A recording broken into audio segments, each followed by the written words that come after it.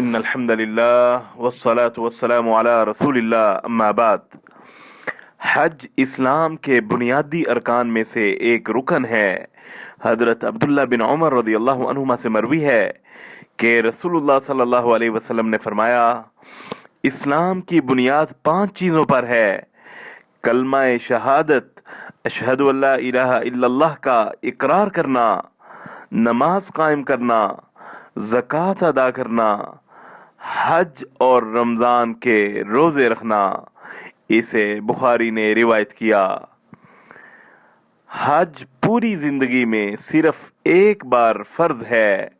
حضرت ابو ہریرہ رضی اللہ عنہ سے روایت ہے کہ رسول کریم صلی اللہ علیہ وسلم نے ہم کو خطبہ دیا اور فرمایا، لوگو تم پر حج فرض کیا گیا ہے، لہذا حج کرو۔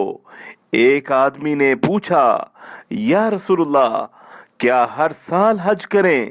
رسول اللہ صلی اللہ علیہ وسلم خاموش رہے، حتیٰ کہ صحابی نے 3 مرتبہ یہی سوال دہرایا۔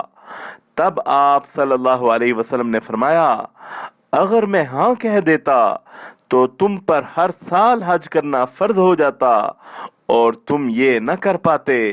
پھر فرمایا، جو چیز میں تم کو بتانا چھوڑ دوں اس بارے میں تم بھی مجھ سے سوال نہ کیا کرو۔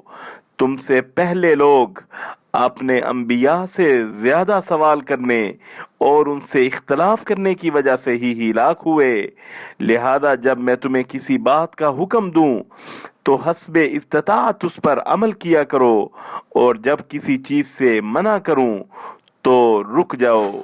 اسے مسلم نے روایت کیا۔ وصلی اللہ علی النبی الکریم۔